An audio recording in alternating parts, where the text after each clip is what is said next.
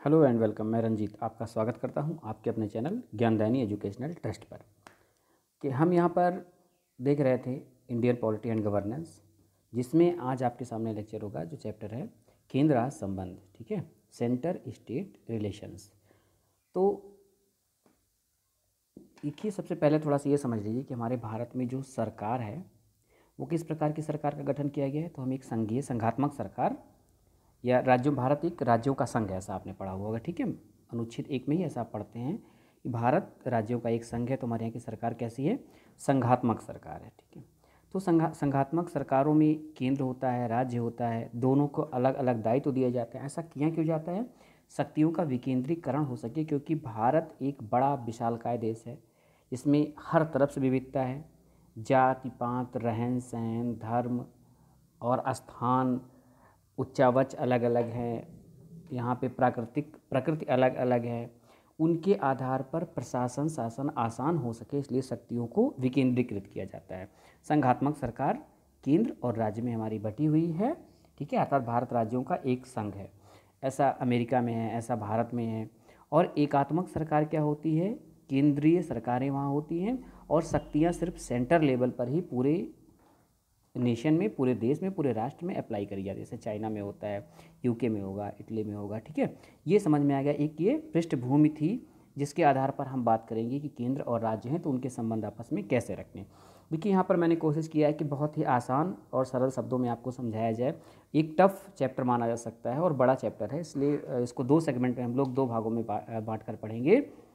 तो कोशिश ये करिएगा कि एक पेन और कॉपी लेकर बैठें और हमारे साथ स्टार्ट हो जाएं। तो सबसे पहला क्वेश्चन ये आता है कि किस संविधान के किस भाग में इस केंद्र राज्य संबंध का वर्णन किया गया है? तो भाग 11 और 12 को मिला करके। ठीक है, भाग 11 में और कुछ अंशतः भाग 12 में भी। भाग 11 में कहाँ से कहाँ तक? अनुच्छेद 245 से 263 तक।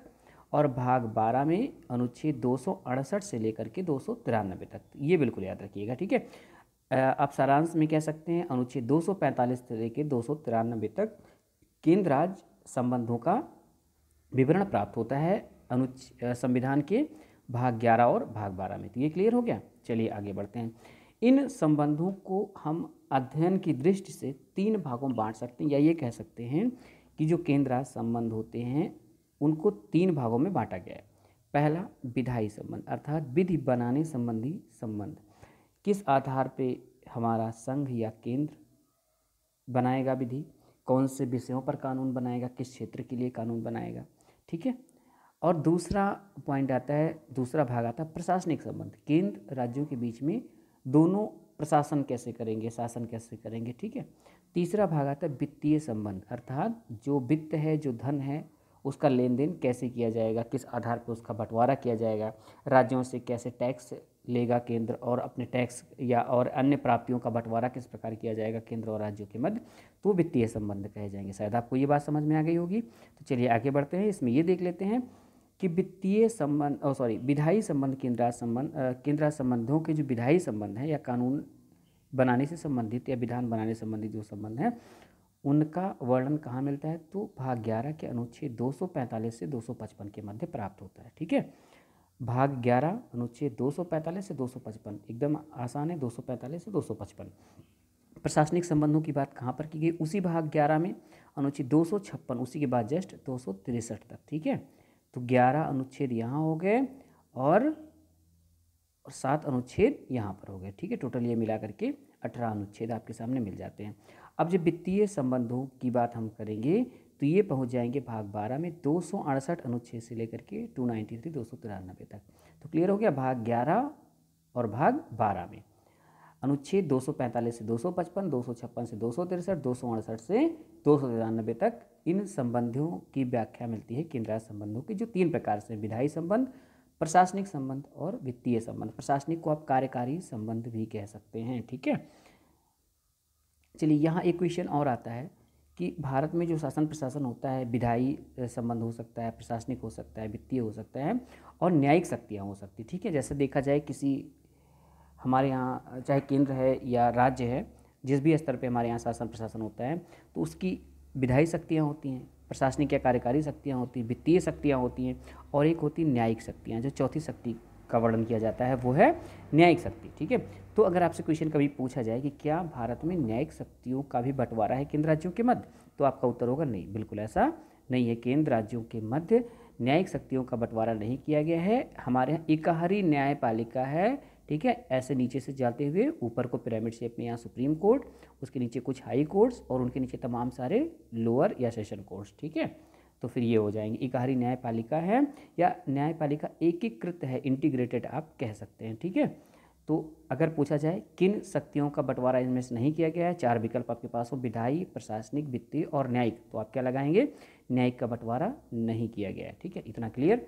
और हमने पहले आपको बता दिया संघात्मक सरकार के बारे में और एकात्मक सरकार के बारे में। चलिए ये हमें कमेंट सेक्शन में लिखिएगा कि संघात्मक सरकार की जो व्यवस्था है भारत में वो किस देश से ली गई है, संविधान में कहाँ से ग्रहण किया गया। ठीक है, चलिए नेक्स्ट आगे बढ़ते हैं।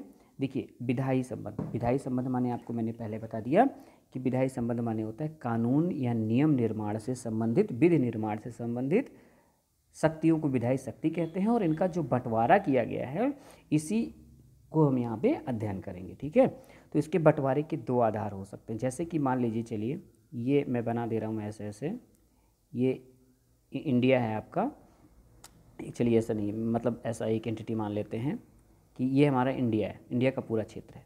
ठीक है, तो इसमें इसके लिए जो नियम बनाए जाएंगे या किसी विशेष टॉपिक को लेकर बनाए जाएंगे या ऐसे क्षेत्र को लेकर बनाए जाएंगे, यहाँ कोई नियम चलना चाहिए, यहाँ कोई नियम चलना चाहिए, तो इसका एक आधार है विधायी शक्तियों के बंटवारे का क्षेत्रीय आधार, दूसरा है विषयों के आधार पर अर्थात। ठीक है, विषयों के बारे में भी आगे देखेंगे, पहले क्षेत्र के आधार पर हम देखेंगे। तो विधायी शक्तियों के बंटवारे को कितने आधार पर बांटा गया है, कितने आधार पर बांटा गया, तो हम कहेंगे 2 आधारों पर इनको बांटा गया, क्षेत्रीय आधार पर और विषयों के आधार पर। अर्थात विधि बनाने में क्षेत्र का ध्यान किस प्रकार रखा जाएगा और विधि बनाने में विषयों का ध्यान किस प्रकार रखा जाएगा, केंद्र राज्य किन किन से संबंधित विधियों का निर्माण करेंगे, दैट्स ऑल। ठीक है, चलिए अब देखिए सबसे पहली बात हम देखते हैं क्षेत्र के आधार पर। तो इसमें सिर्फ 3 बातें आपको पढ़नी है, संसद, राज्य विधानमंडल। ठीक है, 2 है। तो अगर संघ की बात करें तो वहाँ पर संसद है और अगर हम प्रदेशों की बात करते हैं तो यहाँ पर राज्य विधानमंडल होते हैं। तो जैसे एक यूनिट हो गई पूरा इंडिया, ये संघ है, ये पूरे के लिए बना सकता है। ठीक है, ये बताया गया, इसमें 3 सेगमेंट हैं। इसमें पहले बताया गया कि हमारी संसद पूरे देश के लिए अर्थात संपूर्ण राष्ट्र के लिए या इसके किसी एक क्षेत्र के लिए, किसी एक प्रदेश के लिए कानून बना सकते हैं। क्षेत्रीय आधार पर पहला पॉइंट याद रखिए, संसद पूरे भारत देश के लिए या किसी एक क्षेत्र के लिए कानून बना सकती है। क्षेत्र में कौन हो सकते हैं, राज्य, संघ शासित क्षेत्र या अन्य कोई भी क्षेत्र जिसका संबंध भारत से हो। अन्य क्षेत्रों में कोई क्षेत्र बाद में अधिग्रहण किया जाए, किसी देश से ले लिया जाए, आदि आदि जो बाद में शामिल किया जाए। तो संघ और इसके क्षेत्र, ठीक है, जो भी है उसके बारे में संसद पूर्ण रूपेण कानून बना सकती है। तो पहली बात ये होगी।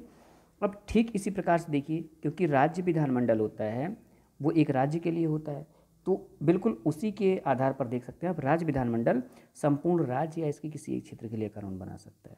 ठीक है, जैसे हमारा यूपी का लखनऊ का हमारा विधानमंडल है, तो वो चाहे किसी क्षेत्र विशेष के लिए बना दे संविधान या कोई ऐसा संविधान बना सकता है जो संपूर्ण प्रदेश पर एक समान लागू हो। तो ये दोनों बातें, ये दोनों पॉइंट्स आप बिल्कुल एक समान देख पा रहे होंगे, ये संपूर्ण देश के लिए, ये संपूर्ण प्रदेश के लिए। अब तीसरा हम देख लेते हैं, संसद अतिरिक्त क्षेत्रीय विधान बना सकती है। ये बिल्कुल बात ध्यान रखिएगा, आपको ऑप्शन देखिए ये पूछा जा सकता है, संसद अतिरिक्त क्षेत्रीय विधान बना सकती है। अतिरिक्त क्षेत्रीय विधान क्या है, जैसे कोई व्यक्ति होता है, वो कोई ऑफेंस करके चला जाता है, यहाँ से देश से विदेश निकल गया, कहीं बाहर चला गया, उसने कोई संपत्ति वहाँ पर क्रिएट कर रखी है, तो भारत जो संविधान बनाएगा वहाँ पर भी वो लागू हो जाएगा, अगर वह व्यक्ति भारत का नागरिक है तो। ठीक है, तो अर्थात भारत का नागरिक जहाँ पर भी होगा, संसद द्वारा बनाया गया कानून उस भारतीय नागरिक पर और उसकी संपूर्ण शक्ति पर ठीक उसी प्रकार से लागू होगा जिस प्रकार की भारत में रहने वाले नागरिक और उसकी संपत्ति पर लागू होगा। तो आई होप ये तीनों चीज़ें समझ में आ गई होंगी। कि फिर से एक बार रिवीजन करते हैं, संसद पूरे देश के लिए या उसके किसी एक क्षेत्र के लिए कानून बना सकती है।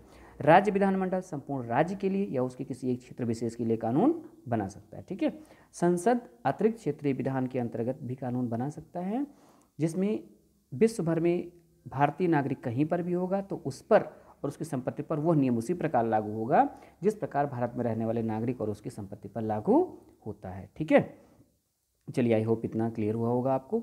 अब इसमें मैंने कुछ नोट लिखा हुआ है, संसद के नियम जहाँ पर ठीक मतलब अक्षरशः लागू नहीं होते हैं, ठीक है। तो हर जगह पर कुछ ऐसे ऐसे शिथिलता दी गई है। अब यहाँ पर हम देखते हैं संसद के नियम जहाँ पर लागू नहीं होते हैं। राष्ट्रपति, देखिए विधान बनाने का कार्य पहले किसका किसका है, कौन कौन विधायी शक्तियों से लैस होता है, इसको अब देख सकते हैं एक बार। विधायी शक्तियों से लैस सबसे पहले हो गया, थोड़ा सा बात कर लेते हैं संसद, ठीक है, संसद।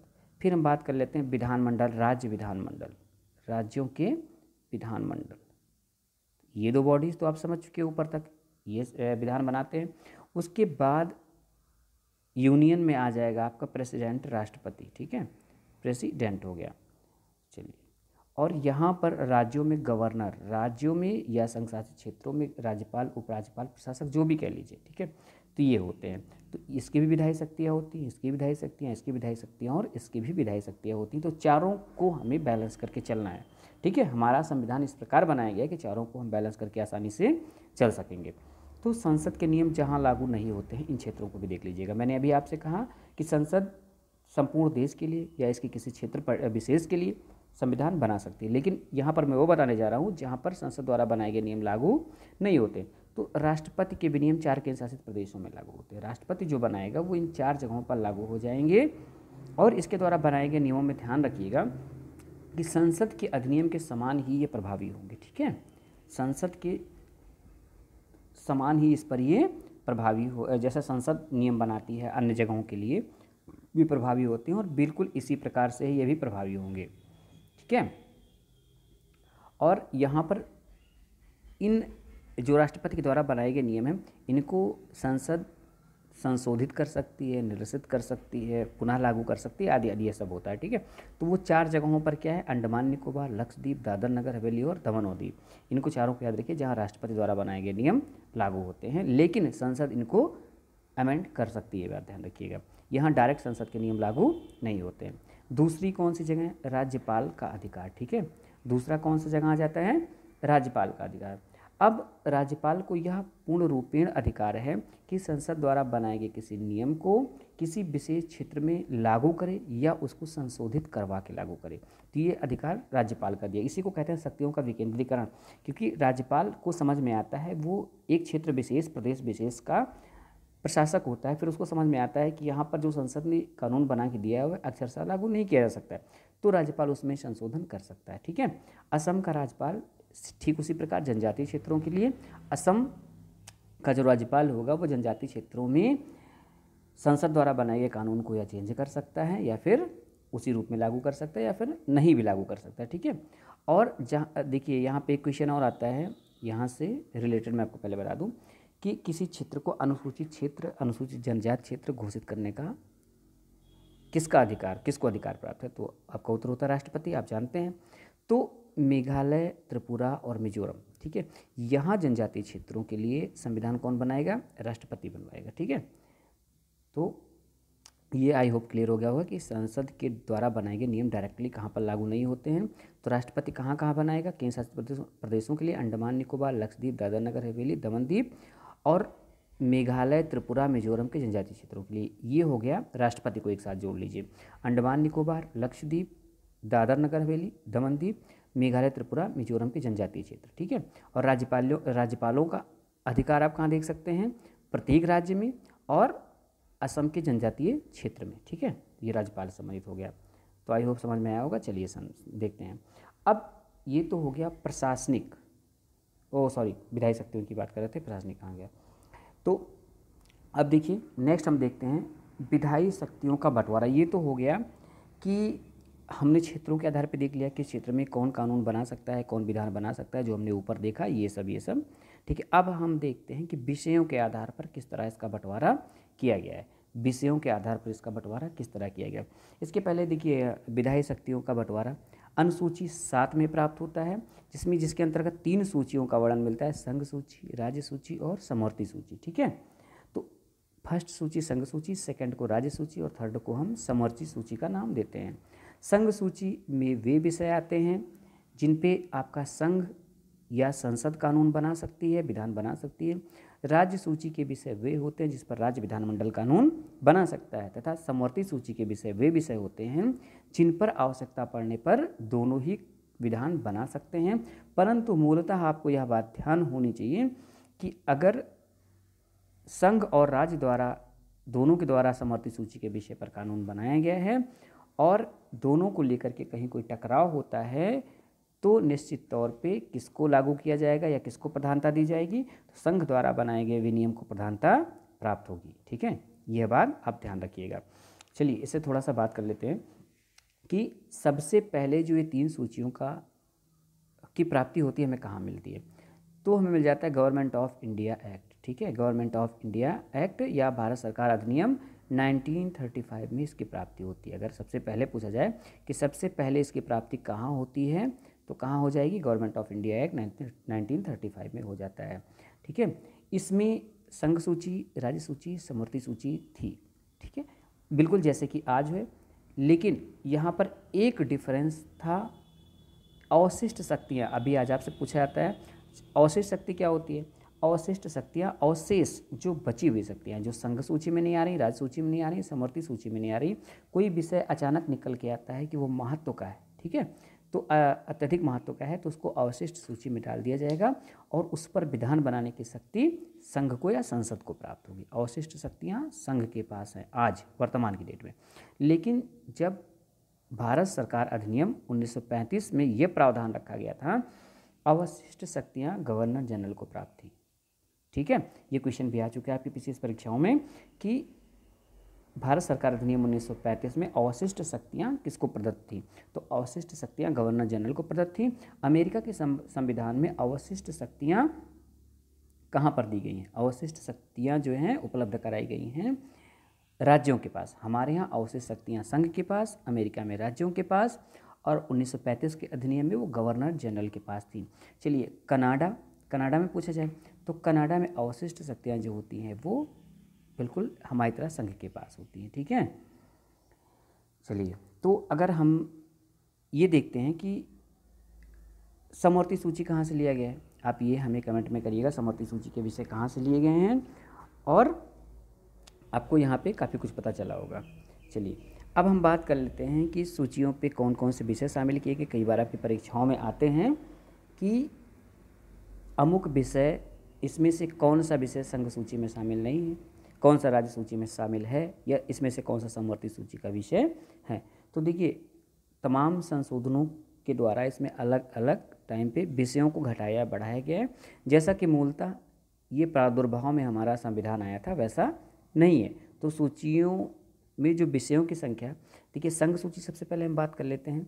संघ सूची में मूलतः 97 विषय थे और वर्तमान में 100 है, इसको बिल्कुल याद रखिएगा। ठीक है, मूलतः 97 और वर्तमान में 100। इसके अंतर्गत ऐसे विषय मैंने आपसे बताया आएंगे जिन पर कानून बनाने का अधिकार सिर्फ और सिर्फ संघ को है, किसी राज्य को नहीं है। अर्थात वो ऐसे विषय हैं जिन पर एक यूनिफॉर्म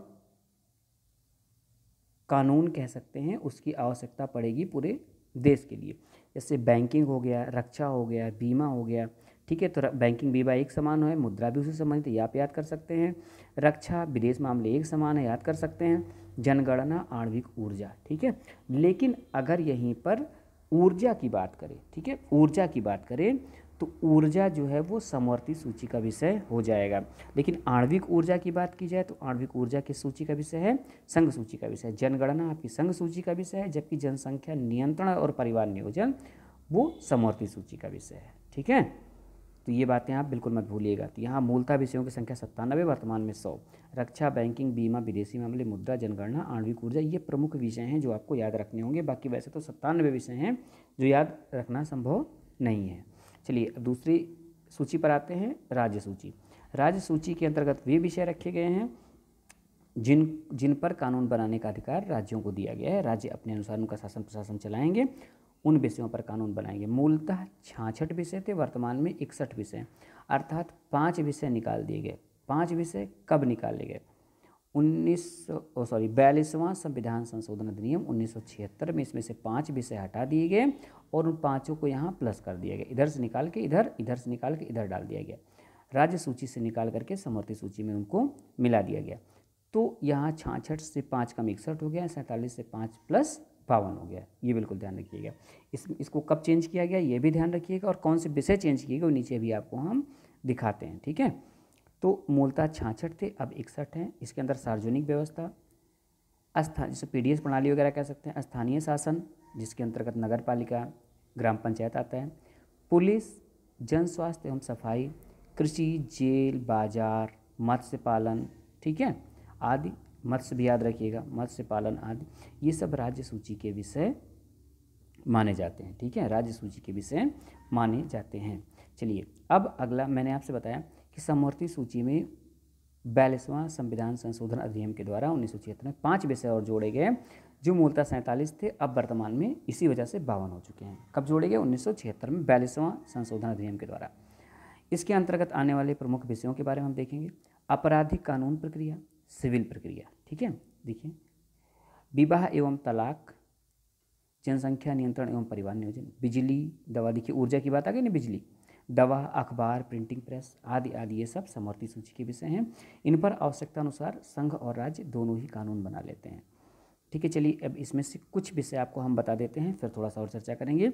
42वें संविधान संशोधन अधिनियम 1976 के द्वारा 5 विषयों को राज्य सूची से समवर्ती सूची में शामिल किया गया। इनको भी याद रखिएगा, परीक्षा में पूछे जा चुके हैं, इनमें से कौन सा विषय शामिल किया गया, या इसमें से 3 दे करके एक अन्य दे देगा, कौन सा शामिल इसमें से नहीं किया गया। शिक्षा आसान है जानना, उस पर सेंट्रल के भी स्कूल चलते हैं और स्टेट के भी चलते हैं, तो क्लियर है। 1, ठीक है, फॉरेस्ट सर्विस आपके लिए आप ऐसे याद रख सकते हैं, फॉरेस्ट सर्विस आपके इंडिया लेवल पर भी होती है और स्टेट लेवल पर भी होती है, याद करने के लिए बस। माप तौल, तो शिक्षा 1 माप तौल, और वन्य जीवों का संरक्षण और पक्षियों का भी इसमें।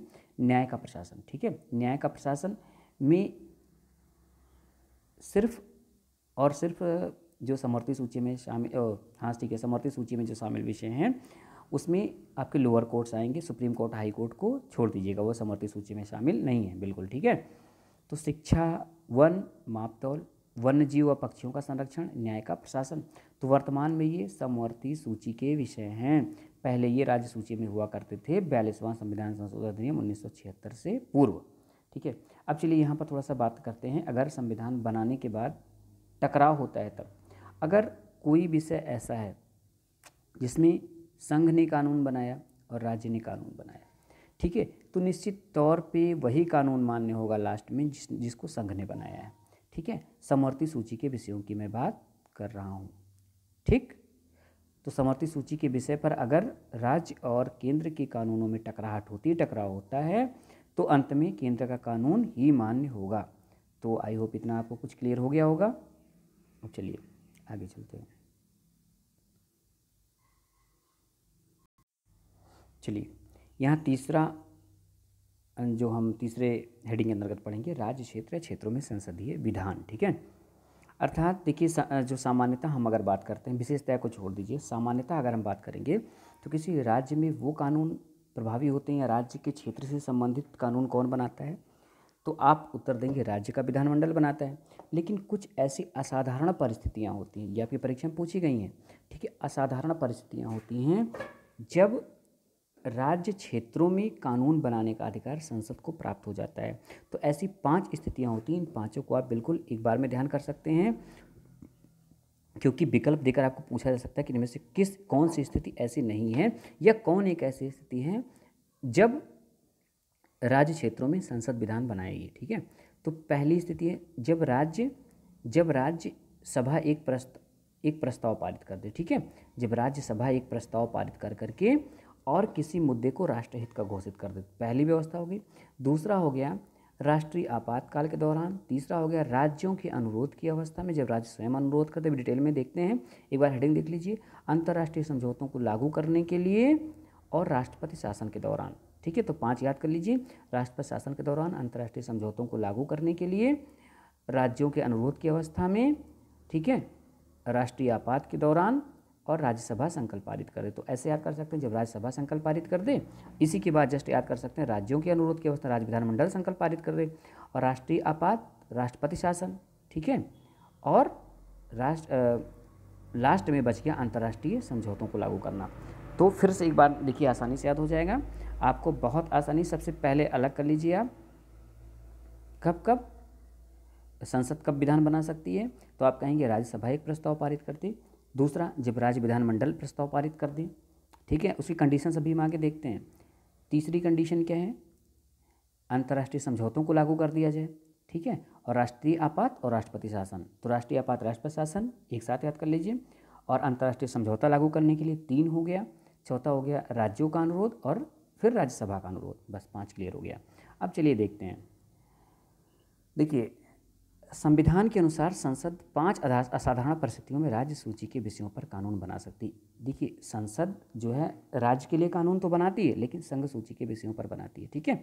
अब यहाँ बात तब हो रही जब राज्य सूची के विषयों पर संसद कानून बनाने लग जा सकती है, ठीक है, उसको ऐसा अधिकार प्राप्त होता है। ये 5 असाधारण विषय हैं। जब राज्यसभा एक प्रस्ताव पारित कर दे, ठीक है, हमारे संसद में 2 सदन होते हैं, लोकसभा और राज्यसभा।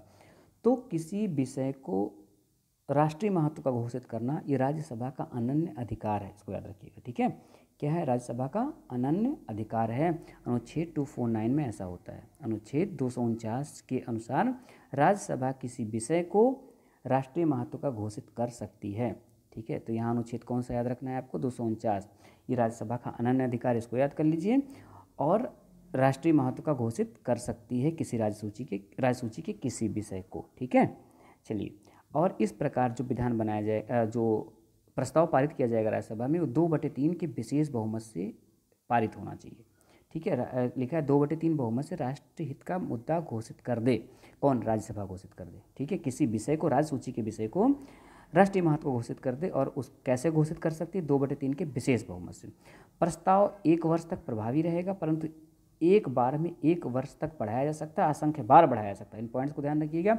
2/3 के विशेष बहुमत से पारित होना चाहिए, 1 वर्ष तक एक बार में प्रभावी रहेगा, और असंख्य बार 1-1 वर्ष करके बढ़ाया जा सकता है, एक बार में 1 वर्ष से अधिक नहीं, ठीक है। और यहाँ पर ध्यान रखिएगा, यह व्यवस्था राज्य विधानमंडलों को समान मुद्दे पर कानून बनाने से नहीं रोकती है। ये भी ध्यान रखिएगा कि वो राष्ट्रीय महत्व का हो तो गया राज्य सूची का विषय, उस पर संसद ने संविधान बनाना शुरू कर दिया, लेकिन राज्य विधानमंडलों की शक्ति क्षीण नहीं हो गई, वो अपना विधान बनाते रह सकते हैं उस पर, ठीक है। लेकिन फिर पुरानी बात याद रखिए, अगर मुद्दा टकराव का होता है, बात टकराव की होती, तो संसद द्वारा बनाया गया कानून ही प्रभावी होगा, राज्य विधानमंडल का कानून निष्प्रभावी हो जाएगा, ठीक है। तो इतनी बातें ध्यान। अब राष्ट्रीय आपातकाल के दौरान, ठीक है, राष्ट्रीय आपातकाल के दौरान जब राष्ट्रपति महोदय इसकी घोषणा कर देते हैं, ठीक है, जब राष्ट्रीय आपात लग गया है, इस समय राज्यों के विधान बनाने की शक्ति क्षीण हो जाती है, ठीक है। तो मतलब एक प्रकार से समझ लीजिए कि अतिक्रमण कर लेती है संसद, जो होती है राज्य विधानमंडल का अतिक्रमण कर लेती है, और उस दौरान राज्य सूची के विषयों पर भी संसद ही कानून बनाती है। तो इस समय भी ध्यान रखिए कि इस समय भी ये बात बिल्कुल ध्यान रखिएगा, यह व्यवस्था राज्य विधानमंडल को समान मुद्दे पर कानून बनाने से नहीं रोकती है। ये राष्ट्रीय आपातकाल के दौरान भी ये बात ध्यान रखिएगा, ठीक है। लेकिन टकराहट की स्थिति में फिर वही संसद का कानून मान्य होगा। तो राष्ट्रीय आपातकाल के दौरान और राज्यसभा के प्रस्ताव के दौरान, दोनों दौरान राज्य विधानमंडल उस मुद्दे पर कानून बना सकते हैं, लेकिन टकराव की स्थिति में आप समझ चुके होंगे क्या होगा। चलिए, तीसरा पॉइंट है राज्यों के अनुरोध की अवस्था में। देखिए कि क्या आप सोचते हैं कि कोई एक राज्य ने अनुरोध कर दिया, संसद से लिखित दे दिया कि हमने एक प्रस्ताव पारित किया है अपने यहाँ राज्य विधानमंडल में, और हमारे इस विषय पर आप कानून बना दिए। संसद ऐसा नहीं मानेगी। कम से कम 2 या उससे अधिक, ठीक है, 2 या 2+2 या 2+ राज्य एक साथ आने चाहिए, और उनके राज्य विधानमंडलों में यह संकल्प पारित होना चाहिए, प्रस्ताव पारित होना चाहिए, ठीक है। तब उस विषय को लेकर के संसद कानून बना सकती है। इसका यह मतलब है कि संसद, जैसे सीनियर है संसद, तो महोदय मैंने आपके सम्मुख आत्मसमर्पण कर दिया है, इस विषय पर हम असमर्थ हैं। अब ऐसा कह देने की स्थिति में यह भी ध्यान रखिएगा कि इस समय जिस मुद्दे को उन्होंने सरेंडर कर दिया है, जिस विषय को सरेंडर कर दिया है, उस पर राज्य विधानमंडल कानून नहीं बना सकता। जैसे ऊपर आप देख रहे थे, यहाँ विधानमंडल कानून बना सकता है, यहाँ बना सकता है, मैंने आपसे कहा, लेकिन राज्य जब स्वयं अनुरोध करते हैं, 2 या 2 से अधिक राज्य, तो वो इस स्थिति में कानून देखे नीचे नहीं बना सकते हैं, ठीक है। राज्य विधानमंडल अब उस विषय को लेकर कानून नहीं बना सकता है, क्योंकि उसने उस विषय पर कानून बनाने की शक्ति को समर्पित कर दिया है, किसको, संसद को, ठीक है। और यह कानून संबंधित राज्यों तक ही सीमित होगा। जितने राज्यों ने अनुरोध किया है 2, 3, 4, 5, 10, 8, तो उन तक ही संसद द्वारा बनाया गया कानून सीमित होगा, ना कि दोनों ने अनुरोध कर दिया तो पूरे पे लागू हो जाएगा, ऐसा नहीं है। ऐसे कानूनों पर पुनर्विचार या संशोधन सिर्फ संसद के द्वारा ही किया जा सकता है। ठीक है, अगर कोई कानून संसद बना रही है तो संसद ही उस पर पुनर्विचार या संशोधन कर सकती, ध्यान रखिएगा। तो ऊपर दो में राज्य विधानमंडल एक्टिव हो सकते थे और यहाँ पर अब उस विषय पर एक्टिव नहीं हो सकते, जबकि उन्होंने खुद अनुरोध किया है। ठीक है, अब अंतर्राष्ट्रीय समझौतों को लागू करना, जैसे कि मान लीजिए कि कोई एक राज्य है यूपी, एमपी, महाराष्ट्र, वहाँ पर कोई विदेशी फैक्ट्री आके लगना चाह रही है, अंतर्राष्ट्रीय समझौते करने हैं वहाँ संबंधित कोई, ठीक है, तो वहाँ पर वो राज्य संबंधित नहीं करेंगे, बल्कि केंद्र उससे संबंधित कानून बनाएगा, ये ध्यान रखिएगा।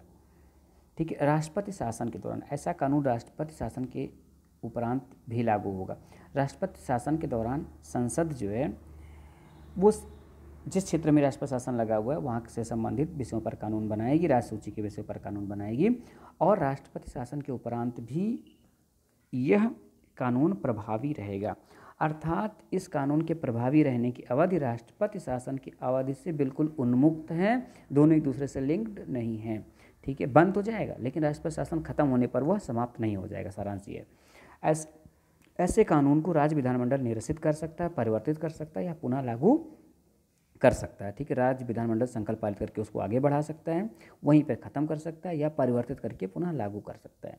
ठीक है, तो ये बातें इतनी आपको क्लियर हुई होंगी मेरे समझ से। ठीक है, अब देखिए यहाँ पर हम ये देखेंगे कि राज्य विधानमंडल पर केंद्र का नियंत्रण, अर्थात जो हमारे राज्यों के विधानमंडल है उन पर केंद्रीय विधानमंडल का या संसद का नियंत्रण किस प्रकार से होता है, केंद्र का नियंत्रण किस प्रकार से हो सकता है। हमारा जो कानून है उसको कहते हैं संघात्मक है पर एकात्मक की तरफ झुकाव है। ठीक है, संघात्मक है पर एकात्मक की तरफ झुकाव है, तो इसी के तहत जो हमारा संघ है, सेंटर है, यूनियन है, ठीक है, वो विधानमंडलों पर प्रभावी नियंत्रण भी रखता है। ये बात भी ध्यान रखिएगा। तो इसके अंतर्गत कुछ तथ्य दिए जा रहे हैं जो ये शो करते हैं, प्रदर्शित करते हैं कि हमारा केंद्र जो है वो राज्य विधानमंडलों पर प्रभावी नियंत्रण रखता है। पहला देखिए, राज्यपाल कुछ प्रकार के विधेयकों को राष्ट्रपति की संस्तुति हेतु रख सकता है। ठीक है, अर्थात राज्यपाल अगर चाहे तो वो किसी विधेयक को राष्ट्रपति के विचारार्थ प्रस्तुत कर सकता है, भेज सकता है। चलिए, मैंने पहले बताया, अब बताइएगा कि राज्यपाल किसी विधेयक को किस अनुच्छेद के तहत राष्ट्रपति के विचारार्थ प्रस्तुत करता है। ठीक है, और हाँ, ये बात भी ध्यान रखिएगा कि राष्ट्रपति को वीटो शक्ति प्राप्त है ऐसे विधेयकों पर भी। ठीक है, राष्ट्रपति कब तक भी इसको रख सकता है, कब तक भी इसको रख सकता है, वीटो शक्ति उसको प्राप्त है।